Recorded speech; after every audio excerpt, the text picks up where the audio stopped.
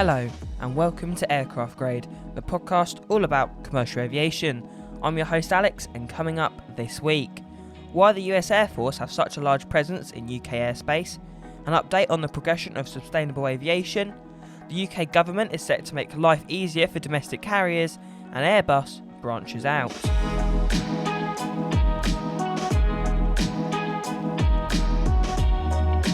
Before we take a deep dive into our main topics, let's first round up the key aviation stories from the last week, giving you my opinion along the way.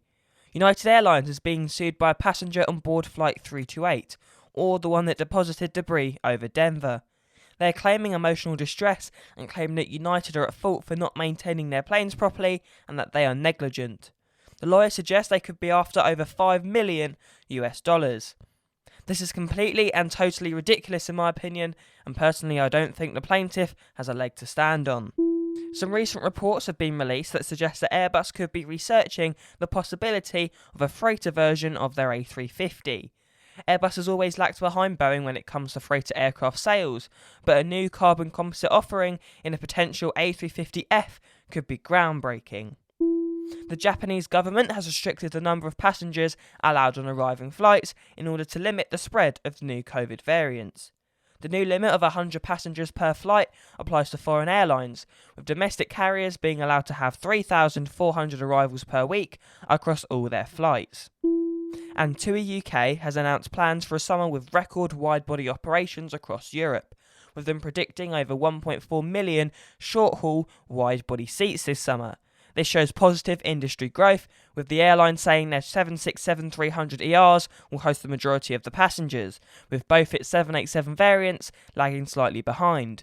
Nonetheless, very positive news for the industry and TUI.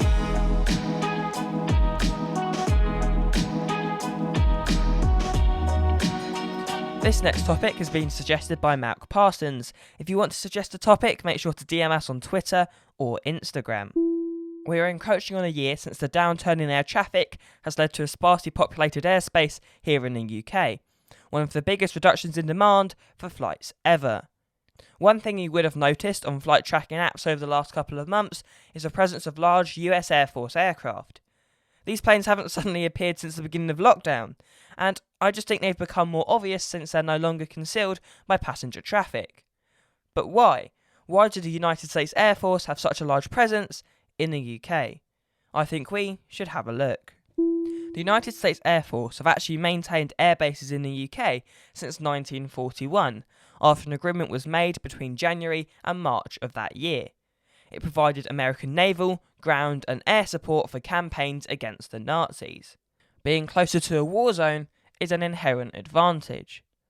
The US Army Observer Group was subsequently activated in London on the 19th of May 1941.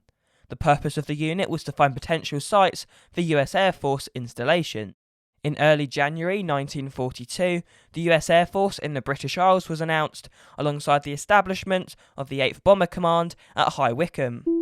By the end of World War II, the US began to demobilise most of its Air Force presence in the UK, with the plan to maintain a small organisation for communication and transport within the rest of Europe, leading to the creation of the United States Air Force of Europe, with a fleet of less than 2,000 aircraft and only around 75,000 personnel. However, due to mounting tensions with the Soviet Union, these plans were altered, with the US Air Force of Europe being equipped to be combat capable in 1946. This led to 6 B-29 bombers being stationed at RAF Burtonwood, with additional B-29 sent to other parts of the UK and Germany to maintain a strategic air force stationed in Europe. Later, the Ministry of Defence made Marham, Scampton, Waddington and Lakenheath available for the US B-29 operations, even going as far to refurbish and extend Lakenheath's runways. By the time the 1960s rolled around, the US Air Force's UK fleet was varied, with various different types of bombers, including the B-66, and fighter aircraft like the F-84. This caused a maintenance and logistical headache, since an array of different parts for the different aircraft needed to be stocked. This led to a standardisation and modernisation of the fleet, to an aircraft that could perform many different tasks like air defence, ground support and aerial reconnaissance. This led to the introduction of the McDonnell F4 Phantom II, first introduced to RAF Alconbury in May 1965, with RAF Lakenheath seeing their F101C being replaced by F4Cs and F100s. The 1960s was a significant decade for the US Air Force in the UK for another reason. In February 1966, French President Charles de Gaulle announced his country would sever ties with NATO and that all Allied forces had to be removed from France by April the following year. Since the French Air Force bases were key to the US Air Force's presence across the continent, being the home to 11 tactical units and 4 interceptor squadrons, Operation Freelock was launched to relocate all US Air Force equipment and personnel from France. This led to a surge in US military presence across the UK. For example, RAF Burton Wood, a reserve base at the time, became the primary storage and logistics depot for US Army support. Well, until it closed in the 90s anyway. The US Air Force presence we see today started to take shape in 1966, with the creation of a military air transport service base at RAF Mildenhall. This saw Lockheed C-5 Galaxy and C-141 Starlifter operations to many bases globally. Since the collapse of the Berlin Wall in 1989 and the fall of the Soviet Union in 1991, the US Air Force's presence in the UK was cut. Today, only 5 major US Air Force of Europe bases remain in the United Kingdom. RAF Mildenhall has been home to many different aircraft and operations since its opening in 1934. Today, though, the base is home to the 100th Air Refuelling Wing, the only air refuelling wing in Europe. Mildenhall serves as a crucial base between the US, Europe and the Middle East, allowing aircraft to refuel mid-air or resupply on the airfield before reaching their destination. Alongside the refuelling unit, the base also plays host to the 501st Combat Support Wing, 352nd Special Operations Wing and 727th Air Mobility Squadron, housing aircraft like the CV-22 Osprey, capable of vertical takeoff, and the KC-135 tankers, based on the Boeing 707 airliner. RAF Alconbury was also once home to the 501st Combat Support Wing, but also the base to the 423rd Air Base Group. RAF Molesworth is very similar to RAF Alconbury, and is the base to many units.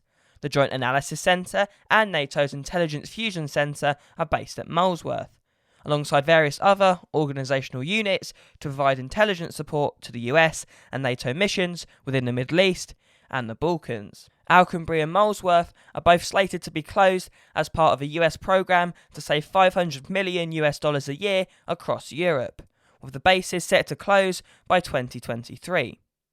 RAF Mildenhall was also announced to be on the chopping block, but in July of last year, the BBC reported that plans to shut the base had been dropped after Trump's decision to withdraw over 12,000 troops from Germany. The plan was to move over 500 US Air Force personnel to Fairford in 2027. This decision has been reversed after Trump claimed that Germany had failed to meet its NATO targets on defence spending. RAF Fairford is the only European base for American heavy bombers, being able to handle B-2 stealth bombers, and in June 2017, amongst growing tensions with Russia, where have we heard that before, the US deployed 2 B-2 bombers, 3 B-52H Stratofortress aircraft, and 3 B-1B Lancers to RAF Fairford. The final active US air base in the UK, and by far the largest, is RAF Lakenheath, only 7.5 kilometres from Mildenhall. Lakenheath houses the 48 Fighter Wing and supports 3 combat-ready squadrons of F-15E Strike Eagles and F-15C Eagle fighter jets. 2 squadrons of the brand new F-35s are also due to arrive at the base by late this year. They'll be the first squadrons of F-35s in Europe. The base is home to 4,500 servicemen and women, and nearly 2,000 British and American civilians work at the base. This isn't by any means an exhaustive list of US air bases in the UK, but they are the most significant and the ones which are home to the most activity. Back to our original question then. Why did the United States Air Force have such a large presence in the UK? Well, I'm by no means a military strategist or analysis, but from the information presented to us, I can make some deductions. Well, the primary reason is it's a massive tactical advantage for the US Air Force to have bases in the UK. The United States is a long way from any major combat zones in Africa and the Middle East, and the UK is essentially a midway point, meaning it's the perfect place for US jets to refuel or stop off for supplies. It's the same reason why these UK bases are home to some fighter jet squadrons. The distance from the UK to the Middle East is around half of the distance than that of the US, allowing for a quicker response time if necessary. Secondly, being closer to countries like Russia and the Middle East allows the US to flaunt their military strength to greater effect, with the intention to make potential enemies think twice before declaring war on the US or Europe. And finally, with the US having allies based around them, it gives them a massive advantage when planning coordinated attacks. So to conclude, those US Air Force tankers and jets you see flying over the UK, they are there because the US occupy multiple RAF bases in the UK. Why? Well, to give them various tactical military advantages. And why all the tankers? Well, to refuel the fighter jets mid-air. I haven't found anything suggesting that the US Air Force have increased flights to and from or over the UK since lockdown. I can only assume that these jets have become more obvious due to the lack of traffic. I've also completely neglected to mention the many controversies that have come from these US air bases before, like the mass storage of nuclear weapons. I haven't mentioned it today because I don't think it's relevant, and mentioning this sort of thing in passing doesn't do the subject justice. If you are interested, I'd highly recommend giving it a Google.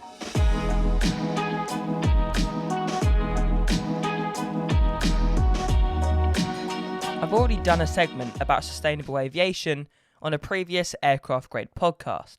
However, this week I want to revisit the topic with some crucial updates. Engine manufacturer Rolls-Royce has recently announced a collaboration with Scandinavian airline Widerøe in the development of an all-electric passenger aircraft for the short-haul commuter market. This builds on the partnership the two parties already created in 2019 to develop electric aircraft concepts. Rolls-Royce already have a partnership with Tecnam for an electric aircraft, and the plan for the programme will be to bring an electric aircraft into commercial service by 2026. I've said previously that I don't believe electric aircraft are the future for large wide-body jets, as batteries are heavy and don't get lighter as they run out of juice. Also, batteries have a relatively low energy density compared to traditional jet fuel. However, an electric plane may be just about perfect for Norway's aviation landscape. Much of Widerøe's routes are short and low capacity, but necessary to keep communities connected. In fact, over 74% of all of the airline's routes are under 275 kilometres in length. A market I do believe would suit electric planes perfectly. Norway has ambitious targets for domestic routes, with them targeting zero emissions by 2040. This new collaboration will bring this goal a step closer to being achieved. The partnership between Rolls-Royce and Tecnam has already produced some promising concepts, including an 11-seat aircraft called the P-Volt. This project is exciting to both talk and read about, and I hope it produces positive results.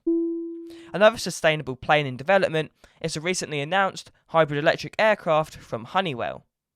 Honeywell announced on Monday that it's been developing a power plant for a hybrid electric aircraft, which will be centred around an innovative new system using a turbo generator. The new generator will only weigh 127 kilograms and will be combined with their HGT 1700 APU. This will form a completed power system for aircraft. Currently, Honeywell have said they are developing their new system for use on UAVs, or unmanned aerial vehicles like cargo drones. However, they have alluded to the possibility of adapting the system to be used in air taxis or commuter aircraft, like the kind of aircraft Rolls-Royce are developing. If Honeywell can produce such a system that can power electric motors and charge aircraft batteries, like they're promising, I can see it being a complete game changer. Not only will it deliver competition to Rolls-Royce, giving both companies incentives to improve their designs even more, but it will also bring the introduction of such technologies further forward. In other words, it could be sooner than we think. It definitely seems like in the short run, batteries are the way to go while we wait for the development of hydrogen power, which I still believe to be the perfect solution. The perfect future of aviation sustainability is still a long way away, but trust me when I say, it's getting closer.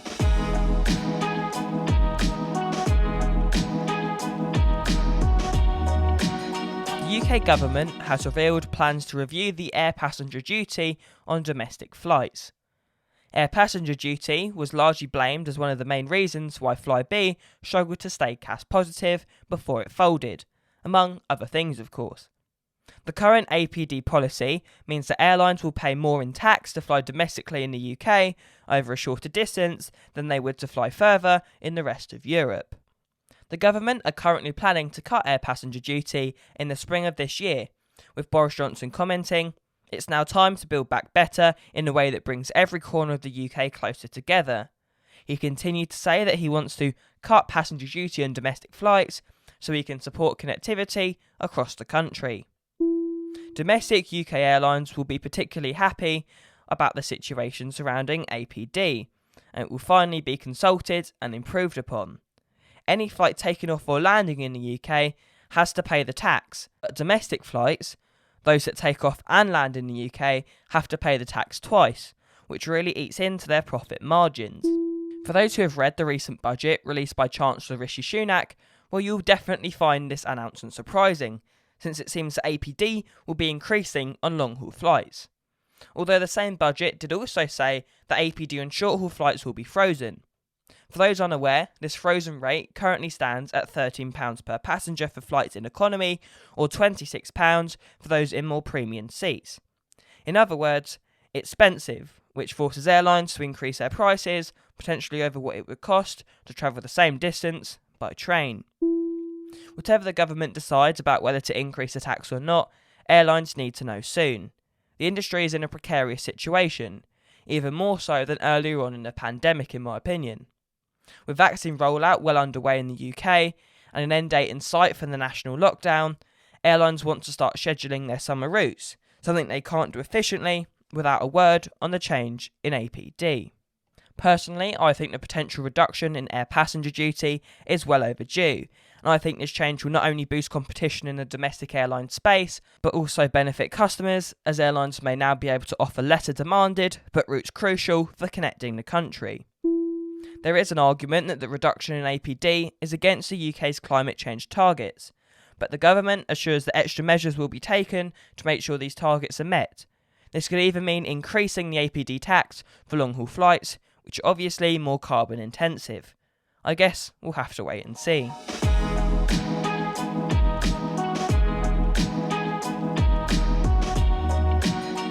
Airbus has been selected to conduct a new study into the potential of the manufacturing of satellite and antennas in space. Producing this kind of equipment in space carries many advantages. For example, actually launching a satellite or spacecraft can cost anywhere from $10 million to $400 million US. So actually building the spacecraft in space could theoretically reduce costs exponentially. Airbus has been awarded €3 million for this 2-year study, with the end result being a working demonstrator orbiting the Earth, with the ability to manufacture satellites and antennas. That's if all goes to plan anyway. This project is unlike anything done before, and will be a massive undertaking. But Airbus are confident. Head of Space Exploration at the plane manufacturer, Silvio Sandrone, said Airbus has been working on in-orbit manufacturing technologies for more than a decade, and this program will help Europe move its combined technological know-how to the next level. Future large-scale space systems can only be manufactured and assembled in orbit, so it's crucial that Europe is at the forefront of this key capability. In order to achieve this ambitious task, Airbus has enlisted the help of several more European companies to work on the project, all with names I can't pronounce, but trust me, they're specialists in the robotic, virtual reality and in-space assembly fields. Alongside the satellite project, Airbus has also been working on a 3D printer designed to print metal objects for use in space. It's clear to me they're taking space development and innovation seriously, and I'm excited for the future.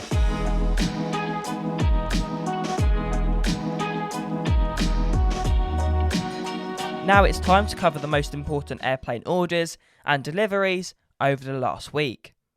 Investment company 777 Partners has placed a firm order for 24 737 MAXs. While no airline has been announced as the final customer yet, industry reports suggest it could be Canadian low-cost carrier Flair. Russian airline Aeroflot has announced it will transfer 10 of its Boeing 737-800s to its low-cost subsidiary, Pobeda. This transfer will see the airline's fleet grow to 45 aircraft. Icelandair has completed a sale and leaseback agreement with Titan Aircraft Holdings for 2 of its 767-300 aircraft. For more information on what sale and leaseback is and why airlines do it, check out last week's episode, Fly to Survive. British Airways' London City subsidiary, BA Cityflyer, has announced it will sell all of its ERJ 170s to Envoy Air to be operated for American Eagle. On to deliveries then.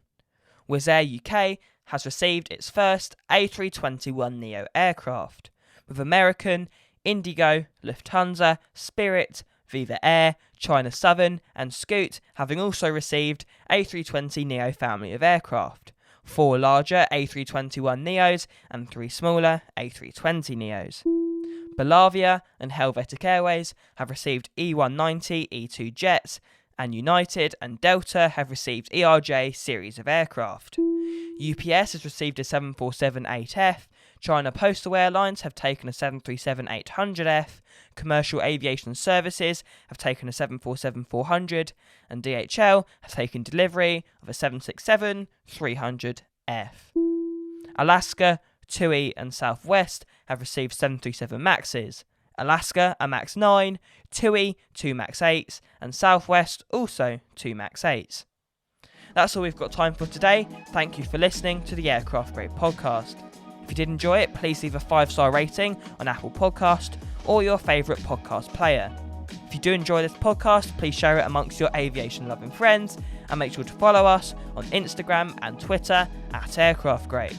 I've been Alex. Have a decently average week. Goodbye.